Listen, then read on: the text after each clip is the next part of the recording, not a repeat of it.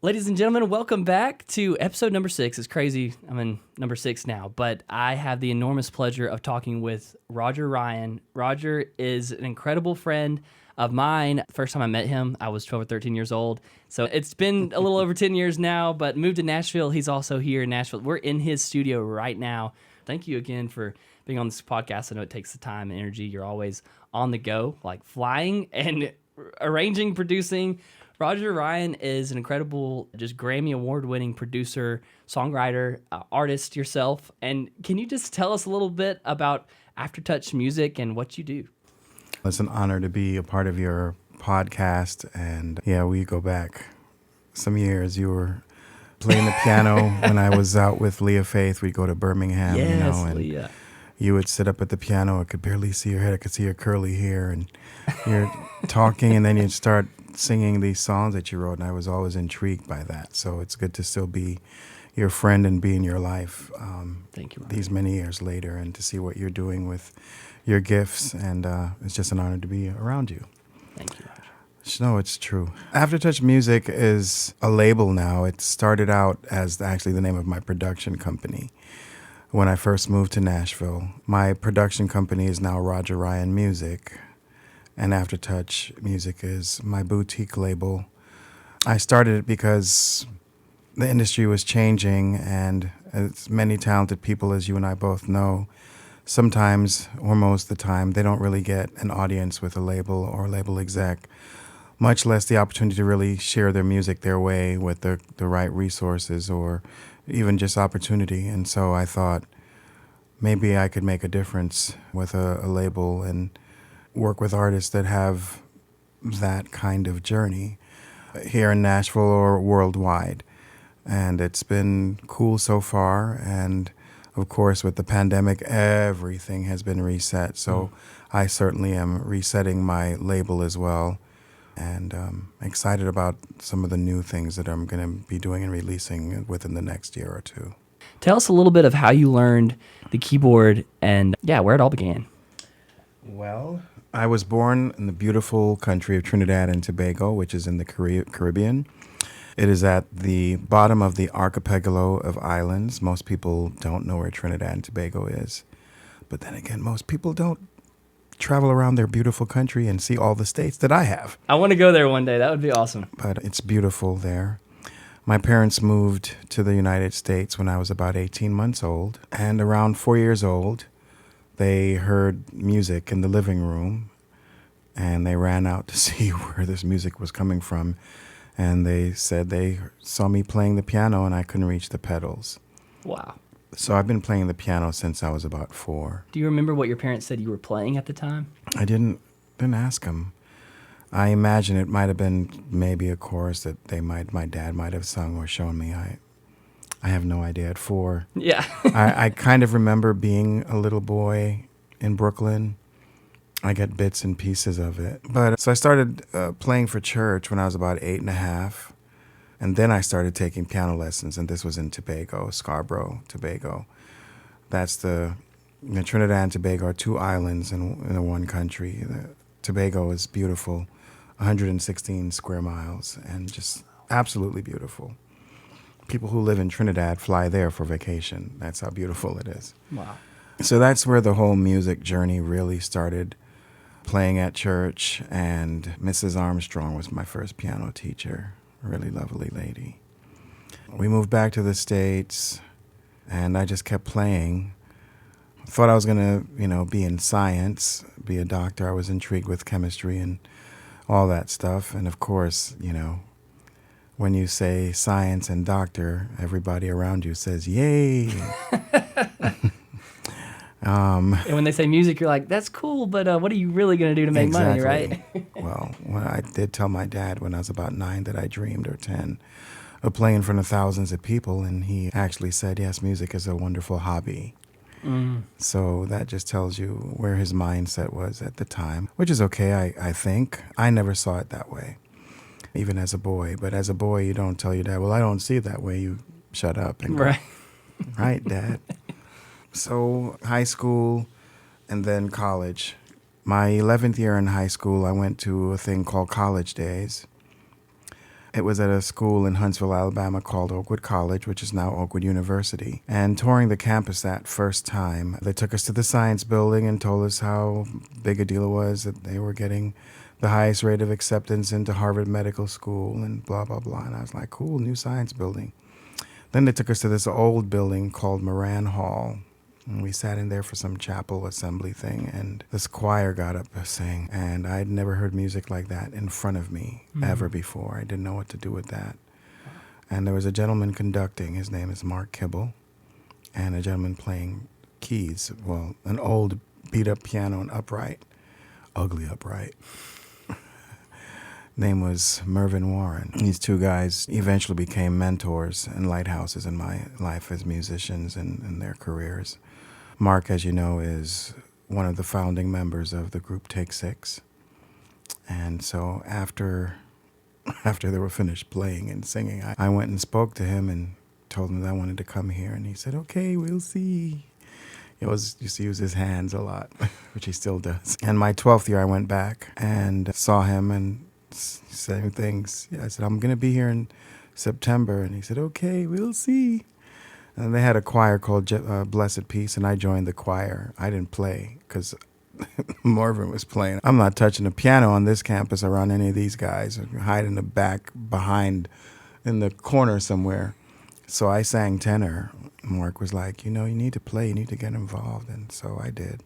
At the end of my sophomore year, changed my major from biology to music. I graduated with a bachelor in piano performance and a double minor in biology and piano instruction, which was a very interesting conversation when I went home at the end of my sophomore year. After college, I toured with a group out of Placerville, California, a wonderful family ministry called the Heritage Singers. Max Mace was the founder and the director at the time. He is not with us anymore within recent years, maybe within the last 2, maybe 3 years. He was a good man and called me up and had me come tour with the group, and grateful for the time with him and touring with them. I saw every state in this country, including Alaska and Hawaii, through this group, and did a South Pacific tour to Australia, New Zealand, Tahiti, Fiji, played in Puerto Rico with them. And then I went back to Alabama and studied arranging at the University of Alabama in Tuscaloosa with a very great, super talented arranger himself. His name was Steve Sample. And when I heard his first set of arrangements, I tore mine up. Said, there's no way I'm going to be playing or letting him see any of this stuff. He did this big Christmas program called Hilaritas, and it was studio orchestra and choir. It was mind-blowing. I just never seen teachers do anything like that. So while I was at school, he had the school hire me as a student, to my surprise and pleasure, to write for Della Reese. Every year, Tuscaloosa would do a huge Martin Luther King program and invite an artist. They tried to invite Natalie Cole that year, but she had a conflict in schedule, so I got to work with Della, and it was an incredible experience. I did Duke Ellington charts. Wow. Duke Ellington did a sacred record, people don't really realize, in 1956. So they were jazz tunes, but they were spiritual-based, gospel-based on the lyrics, and I did 3 of them. Wow. Then I moved to Nashville and said, okay, all right. Okay, so anyway, one thing led to another. Became Cece's first music director, Cece Winans, which was an incredibly wonderful opportunity. She's a gracious woman and was really great to work for and to travel with and to work with. Got to write songs with her for her Christmas project and demo songs for her records, and we did some incredible things. We did a lot of television shows in New York, all the morning talk shows, including Rosie O'Donnell and Gordon Elliott. We did the Cinema Awards, did a presidential performance. While Bill Clinton was in office, I got to arrange music for that, which was awesome. She did a pilot show called Cece's Place. I got to play for Whitney Houston on that show, and man, so many other great artists. And just a great thing. Avalon became a part of my life. Before Avalon, Anointed, Stephen Deidre and Cece at the time. awesome. Yeah, I got to work on music with them and write with Idra. We wrote a number of songs. Became their music director, and then the music director for the A Tour, which was Anointed, Avalon, Nicole Nordeman, largest grossing tour since the Young Messiah tour. Got to play on one of Nicole's songs called Why. We recorded it actually live. Nicole is just a gifted songwriter. I'm not sure where she is right now, but boy, it was great to be around her and to hear her songs. She would show them to us before we'd go in for our set or a concert. We'd have devotion, and she would play and sing her songs to us, and then we couldn't go out and do anything because we were crying the whole time, you know. Yeah. But a really incredible time with her. Before all of that, I actually did a gig with Mike E. He was a Christian rapper and an incredibly talented guitarist, and he did the Amy Grant tour and the Michael W. Smith tour, and we did the CBA in Dallas. And when we did the CBA, nobody wanted to go after us when we did the sound check. I'd be remiss if I didn't mention Mike. Wow. After that, I got called to do a tour with Donnie McClurkin, which was fun. That was my first trip to Europe, to London at the time, and that was pretty cool. We did a thing called the Gathering of Champions at the London Arena with a ton of pastors, I guess, from around the world. The next time I went back with Richard Smallwood and Vision and The Sounds of Blackness. It was a thing to play for Richard. He's my hero. Wow. Incredible pianist, Baroque and gospel combination together. And if you haven't heard Richard Smallwood, any of his music, where have you been? Get out of the rock, come out from under that rock and go find Richard's music and listen to all of it. You will find somebody that plays with such passion and then precision at the same time, and just a gifted man. But, you know, people like Yolanda Adams are part of my story, and Benita Washington, and my last big tour, Winona Judd, for almost 3 years, did the Lilo and Stitch movie premiere, did my second presidential performance. Production and arranging has always been my thing, and as you can tell, as you say, wow, you're in my studio. Shirley Caesar and Friends was my first project for Warner Brothers, my first Grammy nomination as well. And Oleta Adams, Faith Evans, Patti LaBelle, Gladys, Kirk Franklin, Kim Burrell, Dottie Peoples, Desmond Pringle, I think, are all on this project. And so one thing led to another. I've been doing production and arranging for a long time and still enjoy it. Still producing and arranging now. I'm traveling a lot more. I'm at Berklee School of Music in Abu Dhabi, of all places. Their music center there. I have the wonderful pleasure of working with some wonderful staff there. Mira, Yarab, Mesa, and Gale, and Sam, most amazing pianist ever. And we get to work with young artist hopefuls from different parts of the world, and we do this intense Pearl program, it's called. It's an artist development and leadership program, and we're on our 7th group coming up this year. This March, I'll be back there. And so I'm there twice a year, sometimes 3 or 4 times a year. Last year I played the NBA games with a really talented young lady. She sang the national anthem, and her mother had me play with her at the thing. We did a nice arrangement of the national anthem for the NBA games in Abu Dhabi. And I can't even make up my story. Born in Trinidad and then playing in Abu Dhabi. You know, it's been a good journey with challenges, a lot of challenges, and still here and still doing it and still loving what I do. Loving music and loving people. That's incredible, Roger. That's the thing. And if you know Roger, you know what a great guy he is. He's always been so kind to me, my family, anyone around him. It's just been incredible to see you and know you and see you perform and play and know all that you do. It's actually really amazing just to be in the same room as you, man. So it's good to be in the same room as you, sir. It's incredible. Roger, so you talked about some conflicts along the way. I want you to kind of speak into your journey as far as maybe some others who want to also be a producer like yourself. What advice would you have for someone who might be 15, 16 years old looking into colleges like you were? You maybe music is a hobby right now. Maybe they want it to be a reality for a career. I know many times I ask people this and it says it just happens, it's natural. But what advice would you give someone like that? Well, it doesn't just happen. A gift may Yes. just happen. Cultivating your gift is another thing. Yes. And cultivating your gift means practicing. Mm. It means being a student and listening to everything, Yes. which sometimes can be hard for a young person, especially in this time period with so much stuff to listen to and everything is so trendy, you know. Right. Just listen as much as you can, be a sponge. When you start developing a knack for something, people notice. Mine was piano. Didn't take very long before I was, you know, like I said, playing at church at a young age. And so playing every week helped me to cultivate my gift. And then, of course, playing at home, you know, all the time, which I don't know if it drove my parents crazy or not, but I did it.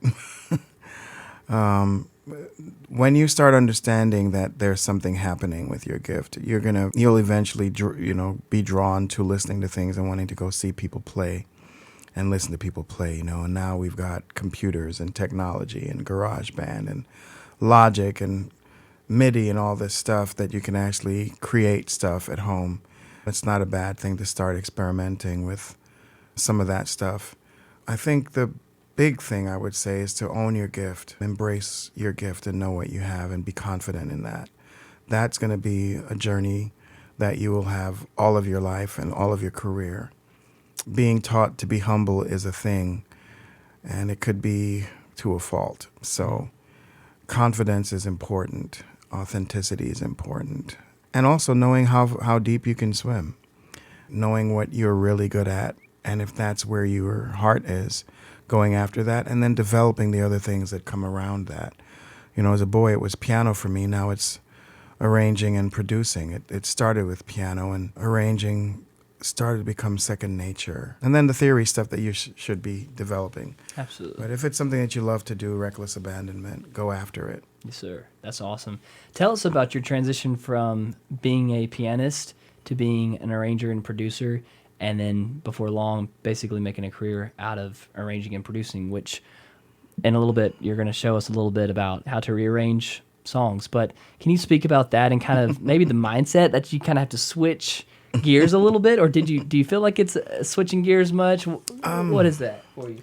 Well, you know, when you're playing in church or anywhere, what are you playing?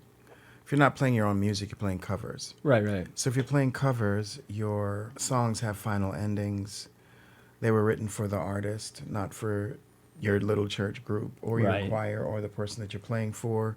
Yeah. So you end up changing keys. Mm-hmm. That's arranging. Right. You end up coming up with an intro that might be different from the intro on the song because you don't have a full string orchestra and a big drum fill at the beginning.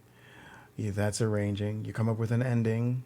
You might tag the chorus, double it, do the start with the chorus and then end with the chorus when it doesn't do that on the record.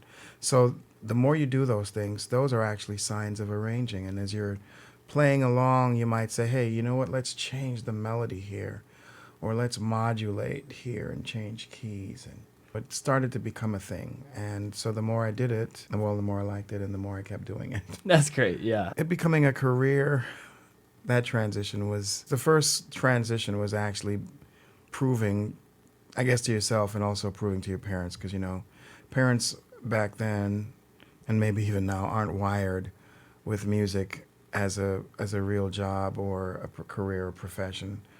And that was a difficult transition for me. That definitely was one of my conflicts, to be honest. And I don't say that to condemn my parents. It's just that's what they knew or what they thought, I guess they thought was right. So moving here and trying to get into this whole thing also became interesting because Nashville is, or can be, a clique city where there are cliques. And I get that as a producer myself now that I'm established or being established over these many years. There are certain drummers and bass players and people I like to use to help make the sound that I'm looking for a particular artist. So it was a little bit of a clique getting in when I got here. It was very interesting. Unfortunately, at times the color of my skin was an issue or a conflict. That shouldn't be, but it was. And sometimes it still is, to be honest. Yeah. I can't combat or fight that. I can continue to love and be positive and use my gift as best as I can. Record companies want instantaneous hits, if you will, and they think that name artists or name producers, I should say, will give them that, which is not necessarily so. So it wouldn't matter sometimes the meetings that I got to attend or be a part of, how cool the music might have sounded. I didn't have the right face because I wasn't the face of a name producer at the time. So that took a minute. And then one of my friends became an A&R director and didn't care and put me on a project. Yes. His name is Desmond Pringle. And there's a story about that whole situation because we both interviewed for the same job. I interviewed before him. And the interviewer said, well, yeah, well, your friend Desmond's coming in for the interview. And I was walking out the door and maybe I might have had the job. And I turned around and I told him, Desmond's coming. And he said, yeah. I said, I'm not interested anymore. I said, hire Desmond. Because I didn't want to be in an office. I wanted to be in the studio, but I wanted the job if it was going to allow me to help get other artists and help build the program. And at the time, it was a gospel division of Warner Brothers. And in my estimation at the time, they weren't really getting the kind of attention the other divisions were getting. That was a concern, a passion for me. But Desmond got the job, which was great. Shout out to Desmond. Yeah, shout out to Des. And like I said, my first project with them was Shirley Caesar and Friends. What advice do you have for people like myself moving to Nashville? Smile and be gracious. Be around the right places, right time. The conventional studios, they're still there, but everybody's got a studio at home, or a workroom. I can hold 15 people in my room. I don't need to go to a room anymore to do certain things. Of course, I go to, Steve Dady's room and Steve Brewster, their rooms to do certain recordings. Those are guys who are a big part of my story and my journey, Building relationships in this business is invaluable. I mean, the reason why you're here is because of our relationship. And so breaking in is not the same as breaking in 20 years ago, 30 years ago. I think it's more of a collaboration situation. I think the younger folk, the people that are moving here and digging into music now, have a little different approach maybe on the collaborative thing. It's just about getting to know them and being around them. That's a little challenging because, as I said, most of them are recording in their studios. Right. Or their friend has a studio. It's not like going down to Music Row and being in a conventional room and watching things. It's kind of maybe an invite situation. But there are different societies, songwriting societies here, and different events that happen. There are a couple of indie formats and forums, which I should know the name of one of them. I'll look for it. But Music Queen, who was one of my play daughters from a church I used to play for, started this thing, and it's kind of not just country or something like that, so that it's not just, the misnomer here is that it's only a country town, and it's not. So much music comes out of Nashville. And she started an indie organization. It's a free membership, and they have open mic nights and different kinds of things to bring young people together, young artists, hopefuls together, and it's fun. And informative. They do master classes and different things and such. So that's awesome. I'll get the information for you. But those are the things you want to go to. Of course, if you attend a church, there's always a band or a group there, depending on how big or how small. And that's another place to connect with people. Most of the time when you go eat in certain parts of town, people eating there are artists or musicians. I met Charity Gale a few days ago, one of Christian music's biggest songwriters, and she was so kind and sweet and so friendly. And then the table behind me, the Shenandolas.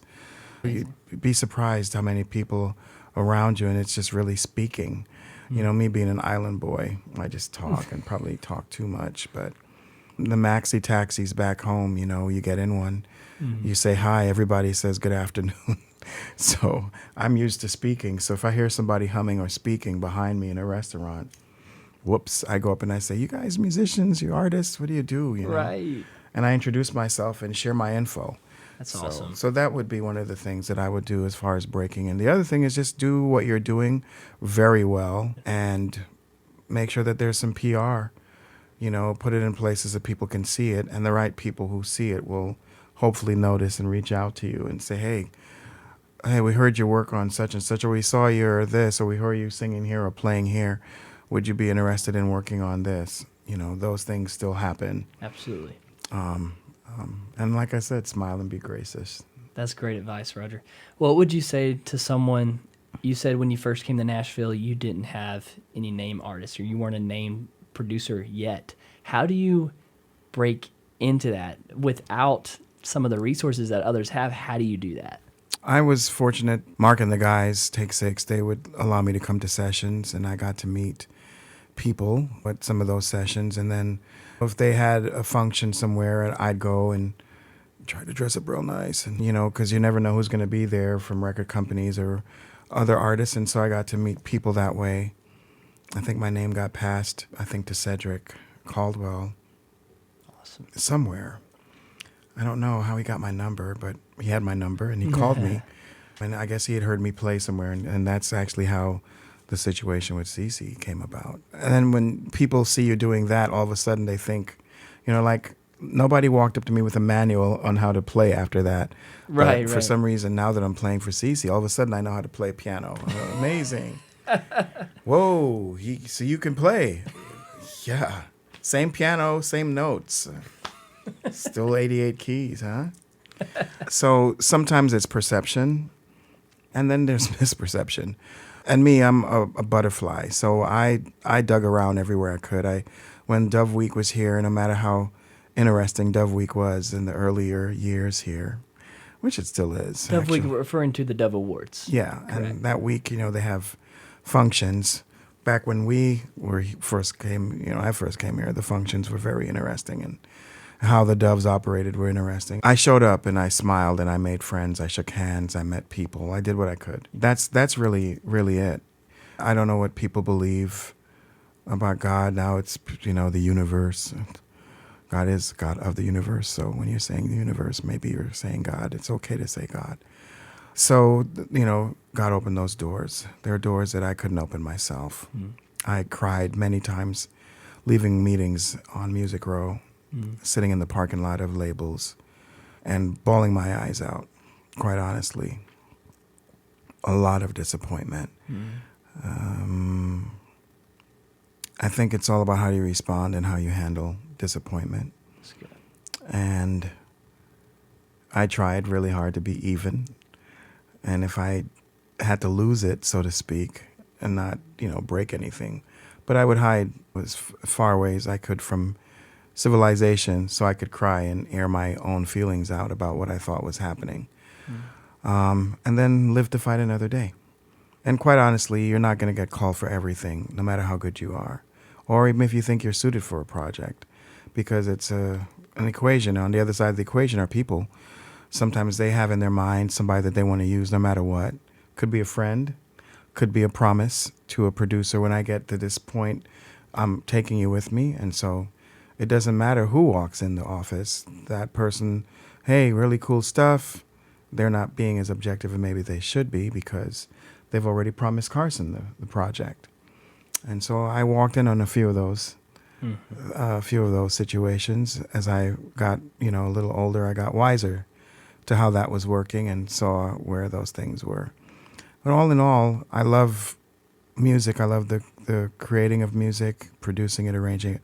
I love watching people open gifts. And so taking a demo from here and putting it here and watching people open it and wow, this is my song, that never gets old for me. I think that's the biggest payoff that I get from arranging and producing music. And, you know, inspiring a person to even be better and really turn on and activate their gifts. Personality is a big deal. Ego lives far away from here, especially in this room. That's good. I treat people with love and respect. I think the definition of producer is servant. I understand that I'm in charge. If I have to say it, then maybe I'm not talking to them, I'm talking to myself, you know. So those are some things that I try to live by. That's great. And really give people opportunity. Many people who are listening to this, they are in a church, maybe in small town Tennessee, small town Alabama, maybe around the world, and maybe they're wanting to produce a very first they're wanting to release some of their original music, and they're not around Nashville, and they're still trying to do the right thing. Can you speak on how impactful it is to have a right producer and a right arranger in as part of your plan of action for an album? How important that is? Can you speak on that? Well, don't hold on so tight. That's the first thing. If you're going to do something and you're not sure how to do it, well, then you should get help. It's There like you go. if your car's not starting, you call a mechanic. Or if something's not feeling right, you call a doctor. I think sometimes we hold on because musicians, creatives, we're emotional. Yes, right. Holding on so tight allows nothing to get in.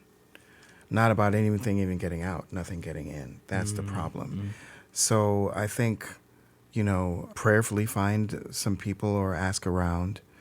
Come to Nashville, use the internet, it's powerful. See if there's anybody style-wise that you think might suit the kinds of music that you're looking to arrange and produce for. If it's an artist at your church or just an artist or your praise team or choir or whatever that is. Because a really great band doesn't mean that you can produce a record. A really great keyboard player and music director doesn't mean that they can produce an album. That's right. That producing is so much more than just the music. It's how you're capturing the music and then how you're going to present the music after capturing it and what elements you're going to use, So Can you define what a producer does from start to finish? I know it's second builder. nature to you. He's a builder, basically. He has a blueprint, and he hires all the right guys, a carpenter, plumber, electrician, a guy who does the cement, all those things, and tries to stay as close as he can to the blueprint. That's good. And that could mean an arranger, if he's not an arranger. Like I like to use Lloyd Barry, who is one of the best brass arrangers ever.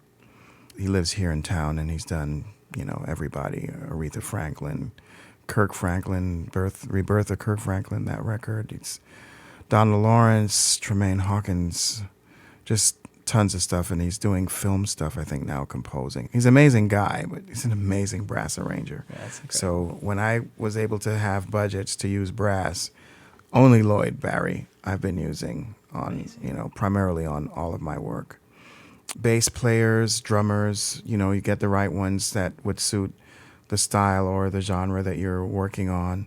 Sometimes drummers can do all of the styles, and bass players and guitarists. And fortunately, I have guys that can do all that. And we have a number of years of friendship, numbers of years, I should say, like the Steve Brewsters of the world, Dan Needhams of the world, and Marcus Finney, and and then bass Anton Nesbitt and such, and guitar Dave Cleveland, of course, and Joshua Lutz and Mark Baldwin, and guys that I've been fortunate to work with. Just great guys and great guitarists. John Hammond, should have mentioned him for drums. Jackie Street, he's gone, but he was an incredible bass player. Chester Thompson. And the list goes on, depending on the song and the style. And then take their advice. Of course, right. If you ask them or you engage them, then trust them to give you something back. Yes. Special and inspired, because they really know what they're doing, depending on who they are and where they are and the level of their work. I think sometimes, not all the times, but like you said, small town situation, better to come into town and sit in a room and share your music with someone, let them give you some ideas about what they think they might do. But, you have to be thinking, I want to do something different, something special, a little more significant.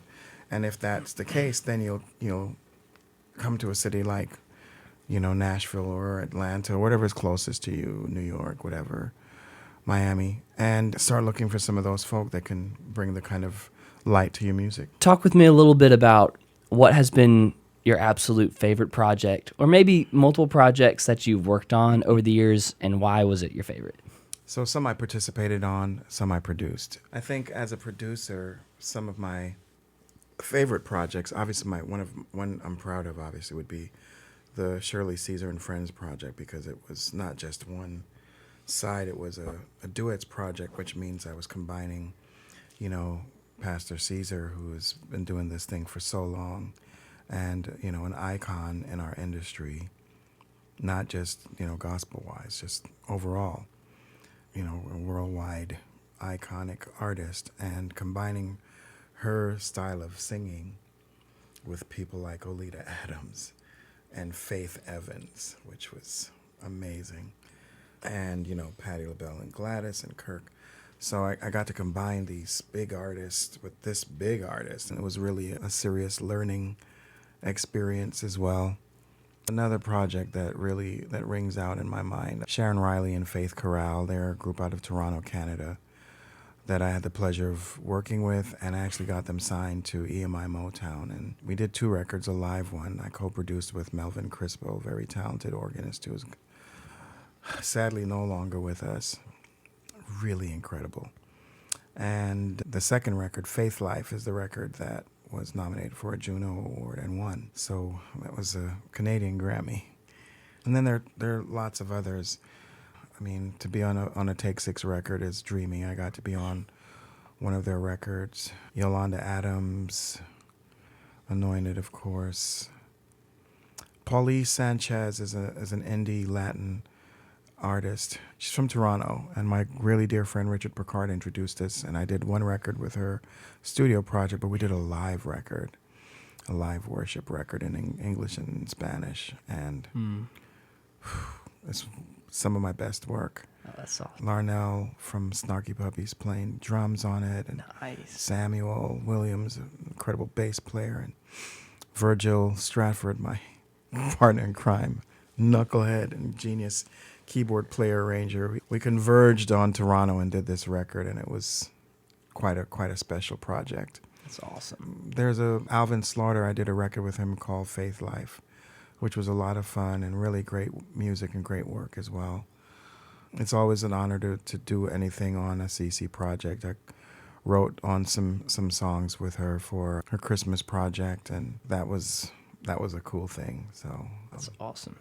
So those are some, but that people might know. That the truth is, they're all special to me. Yes. People don't know Chanel Spencer. She's an artist from Trinidad and Tobago. She's a gifted writer and a gifted singer, and I've worked on some music for her. Producer there, his name is Ruel Lynch, one of my partners in crime, and we've done music together. And he's a great vocalist, great vocal arranger, writer, producer. Easily in the top 5 producers in Trinidad and Tobago. And then Charles Ryan, who is also an arranger and a producer that lives there. And Lucretia Horrell, she goes by the nickname Lucky. Incredibly talented songwriter, singer, vocalist, arranger. She's done so many arrangements vocally on projects, and we've done projects together. So talented. And I did a project for her with her kids because she teaches as well. She has her own academy called Lucretia Horrell Academy of Music, and teaches young people and older people, and anyone anyway, really, music and vocals and vocal coaching. She did this project called Possible, and just so much fun. And so yeah, I'm proud of all of the projects Right. that I've gotten to do. Rain Down was a record I did with Alvin. And Paul Mills was producing that project, and I got to write a song called Suddenly with Alvin. So so many things, you could think of, but... That's awesome, man. Yeah. Thanks for sharing. Yeah, Mandisa, and we did Oh Holy Night, Brown Bannister. Grateful to him, Avalon, Manger Medley with the London Philharmonic. Wow. Really cool stuff, yeah. Incredible, man. Yeah. Here at the keyboard with Roger Ryan, Aftertouch Music.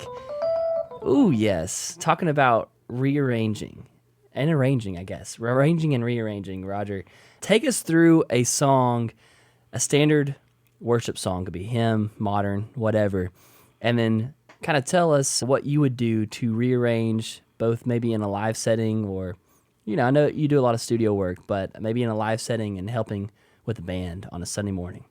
Well, it depends on the song. Right. Up-tempo songs, pretty much if you're doing covers, most of the time they're band songs already, and so you're pretty much going to probably follow what they're doing. You can't do Hosanna any different than Kirk.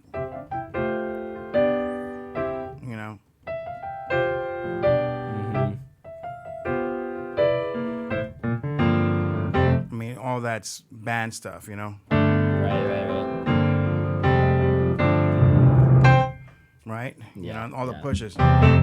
Right? The real stuff really happens really in the service when it's time to do something regarding prayer time or around the appeal of the sermon.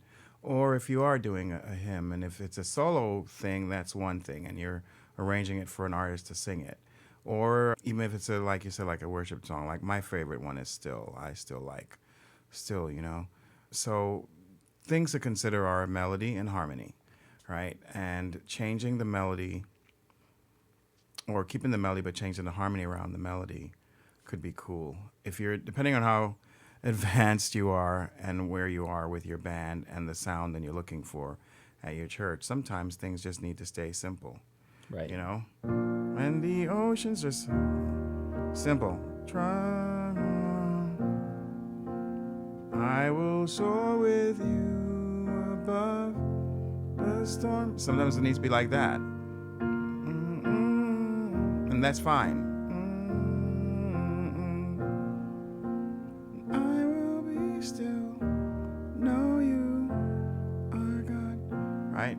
Now, if you're doing it as a lead, so I don't know who I'm speaking to musically, but so, you know, one, you know, this is a root chord, so to speak. But if I do this, now I'm using the third and the bass. So when the oceans rise and thunders roar, right? Instead of going, I will soar with you above the storm. So now I'm going to like the minor part, you know, so we're in B flat right now. So that's G minor I went to. And then, Father, you are king over the flood, and I will be still, know you are God, and I will be still, know you are God. Right, and something like this also works, like, depending on where it is in this, like, if it's at the end, and you're playing this, you're watching what's happening with the service.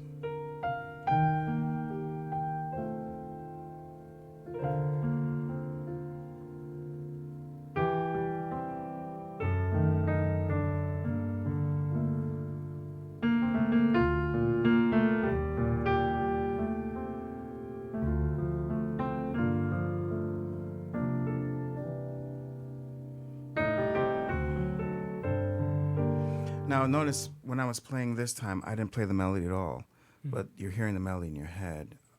A lot of times, people may sometimes constrict themselves because they're playing the melody the whole time. But if they're singing the melody, you don't have to play the melody. And it doesn't matter what song. Amazing Grace.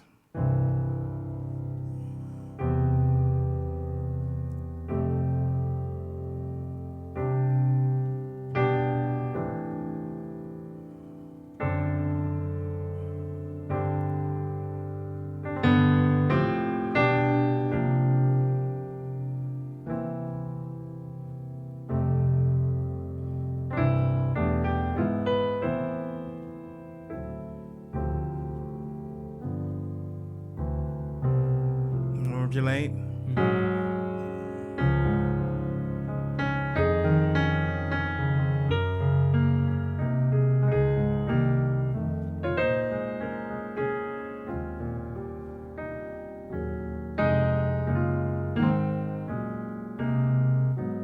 Right? And I haven't played the melody, not once. Right. But there's something happening there. The other thing with keyboards now, you can change sounds. So, you know, depending on what's happening, and let's say he's talking about whatever, and you decide to start playing Great Is Thy Faithfulness, you know?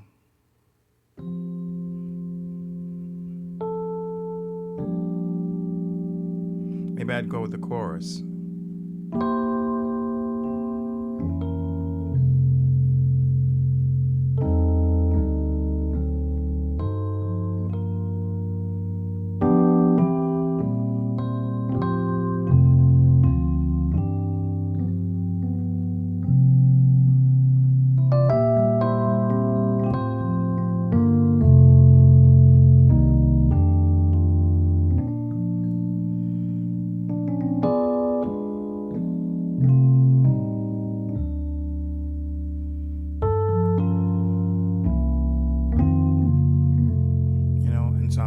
that again while he's talking.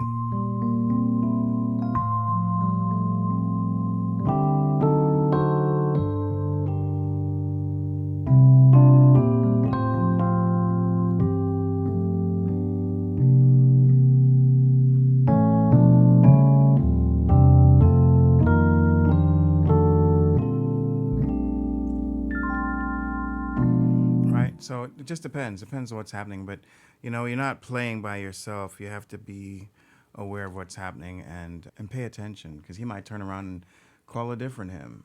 Right. Or call a different song. Or he might say it if you're listening to what he's talking about. And if he says, I'll be still, then you go back, Now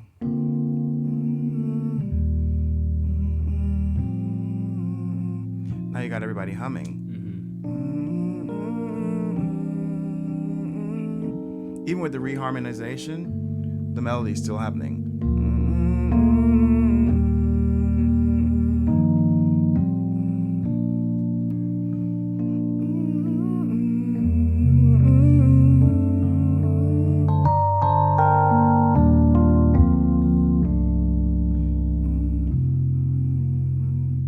Right?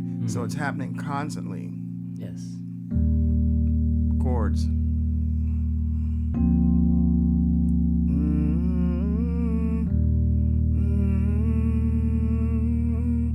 Playing a whole lot. Right.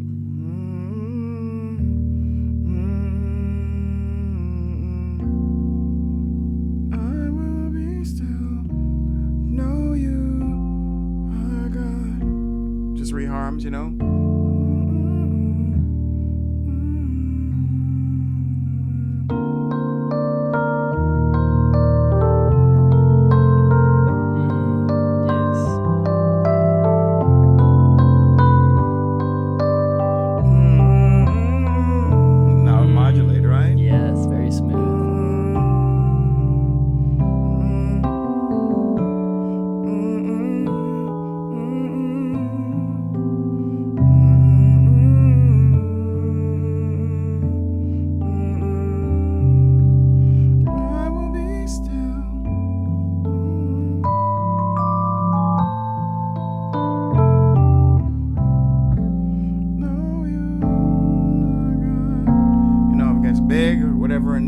stops and everybody's singing, now you have this build, and then back.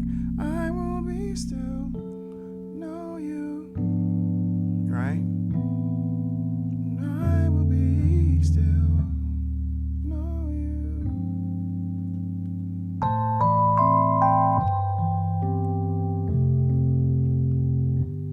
All right, and while you're doing that, and they're doing whatever, then you start playing.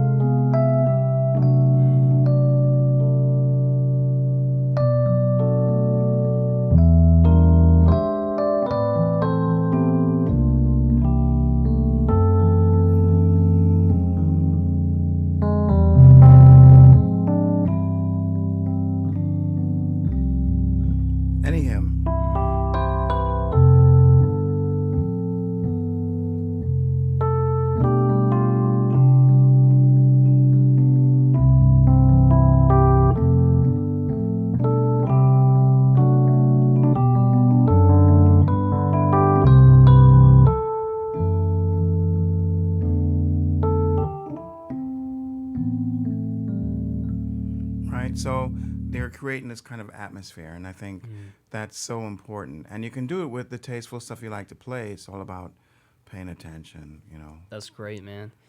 Can you talk a little bit about interludes, intros, interludes, turnarounds, places where someone's not singing, how you can creatively kind of spice that up, rearrange that? Yeah, so, I do old school stuff, do boring it, stuff people don't like. No, do it.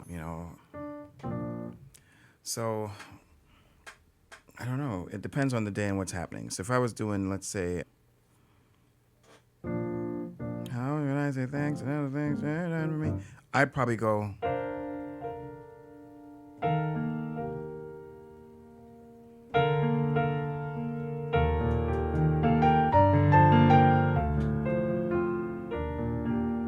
Whatever. Or. just matter. Depends on the mood, whatever. And then space. Space, yes. You know, so it depends, right? And then that part coming out, you know, go to the chorus if you want, or owe it all to thee.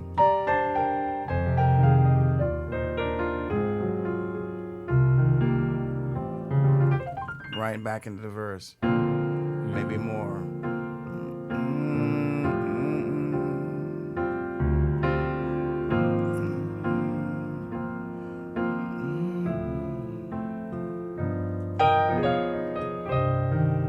So it just depends. Again, depends on the song, depends on the mood, you know, like what's actually happening. Would I do so much? Would I do less? Hymns are a thing, right? So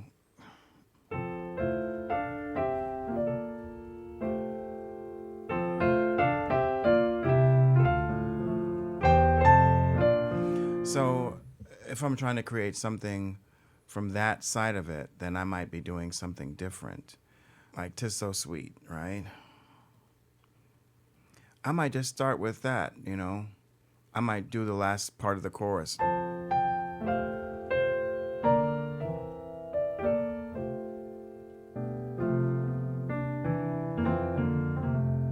And then the person starts singing, you know.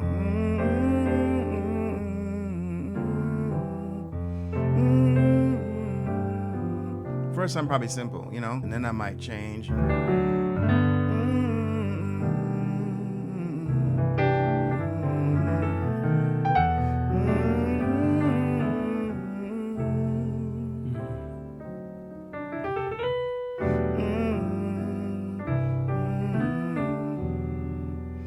Over the melody, right? Yes, yes. You know, whatever. Yes.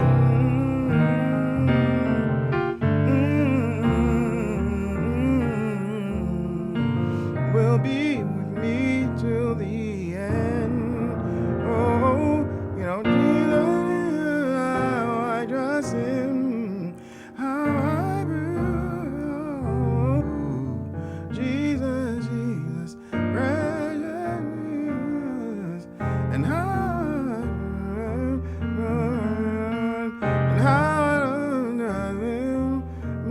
now that I'm doing this, I might go back and do commission from Fred. Jesus, oh Jesus. Depending on what church I'm in, right? Because they'll know this song. How I trust Him. You know, so now I'm fusing two ideas of the same song. That's good. You know, and then if I got a praise team and they kind of, you know, they know these songs, then on the last part that, oh, for grace to trust Him more. Oh, for grace to trust Him. You know, everything happens now because they have a catalog, and yes, so they kind of know these songs, you know. Or it could be Tremaine, you know. Change, and everybody's singing that at the end. Change. Change. I'm so glad He changed. And that turns the whole service upside down. absolutely. Right? But, you know, it depends on the church, right? It might be Amazing Grace, the sweet the sound. And they're all simple. Like me, once was lost. Now I'm found, was blind. But now I see. My chains are gone, I've been set free. You know what I mean? Mm-hmm. God, my Savior's ransom me like a flood. His mercy reigns, unending love, amazing grace. Yes. Now I'm fusing.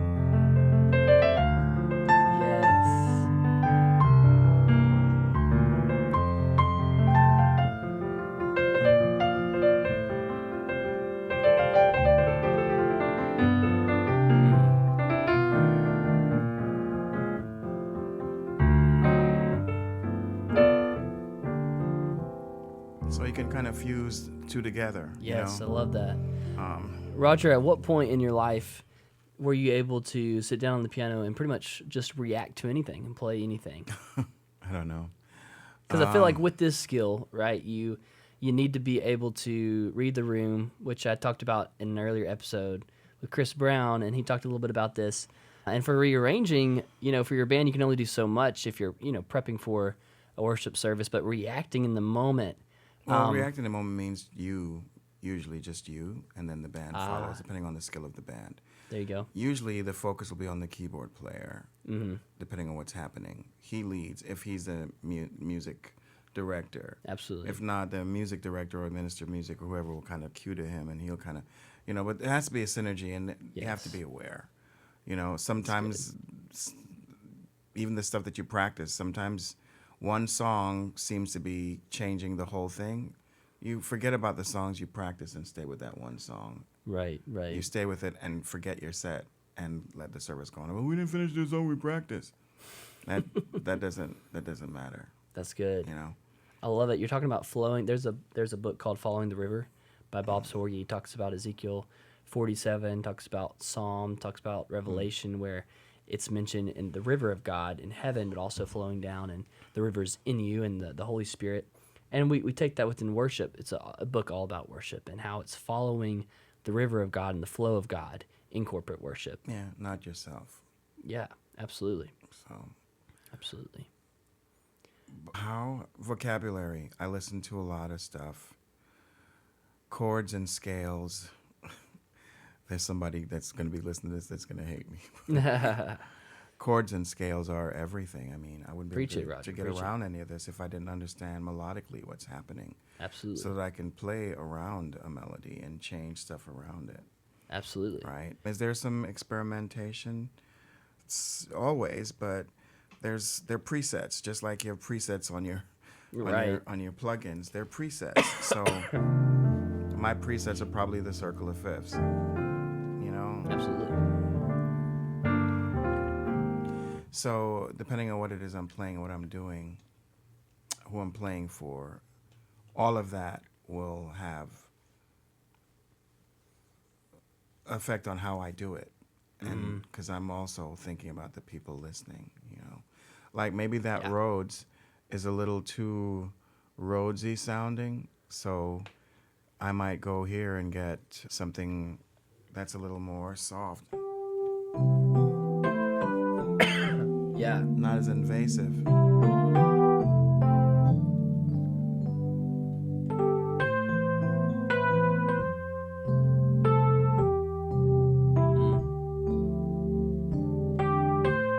And even though I'm playing my chord extensions alike, because of the instrument, the way I'm playing it,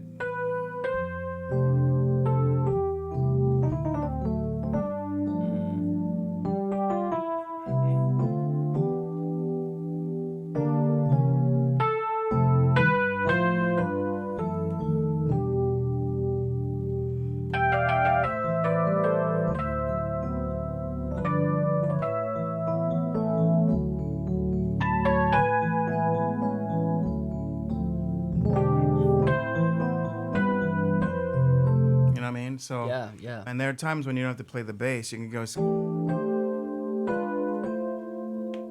because the harmony's implied.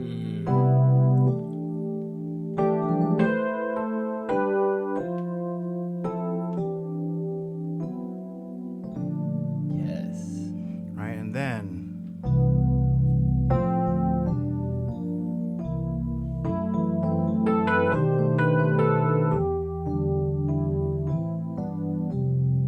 I actually heard two things, well, three, but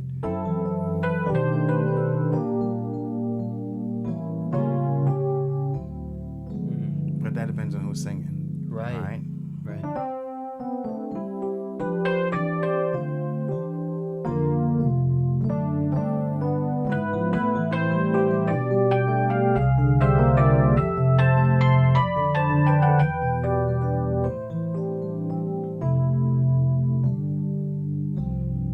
So it's just different, But like you said, the whole thing about, paying attention on the flow and then having the vocabulary to do that. Yes. Right. You can only play as well as you can hear things. Can you expound upon that? Obviously, you have a great ear, and people that can. You have to be able to hear what you're about to do before you go and play that. Well, I hear it right? before I do it to a certain degree. If you can't hear it, then if you can't hear it, you can't play it. Right. Gotta be able to hear it. I think that's sort of self-explanatory. Right. It's just like if I'm sitting with someone who speaks French fluently, I'm going to find them 2 words I know and just beat the heck out of that the whole time. If I know 3 words, I'm going after them 3.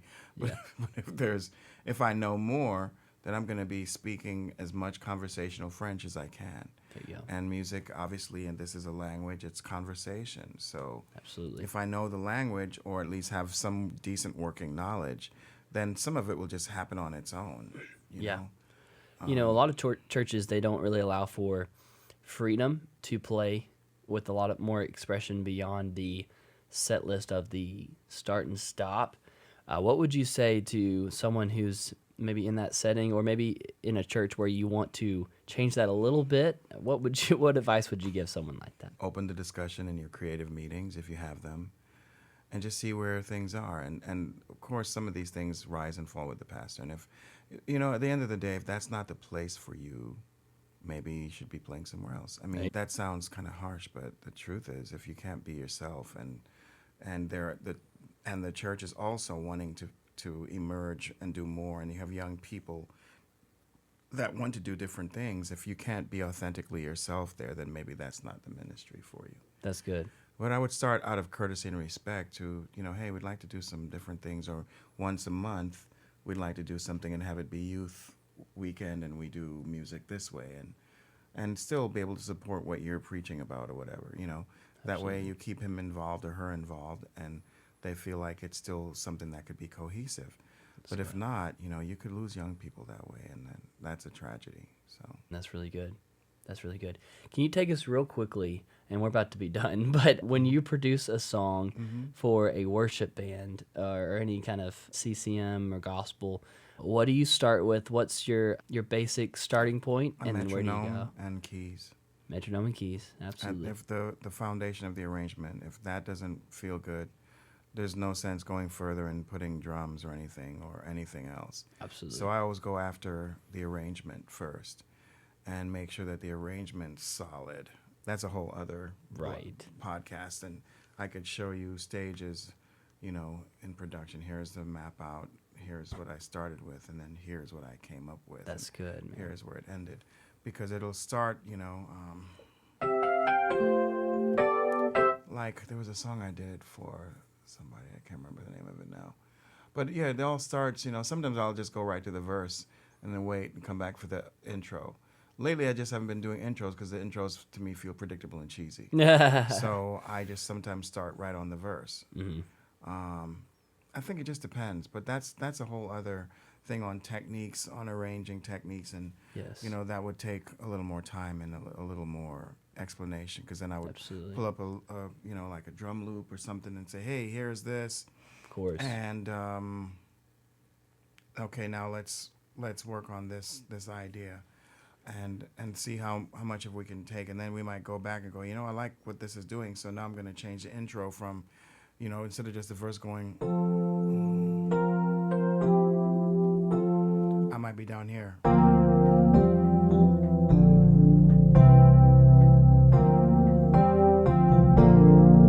Then the verse. Yeah.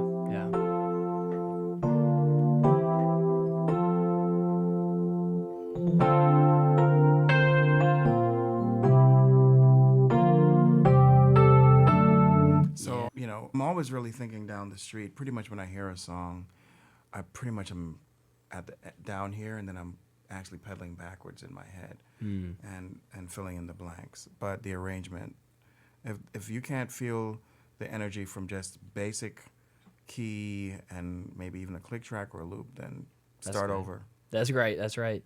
Do you ever have situations where you're given a song and the song itself is just not great, and where you might need to tell them, hey, let's rewrite this? Do you ever have to have those moments? I've had some of those. How do you deal with that?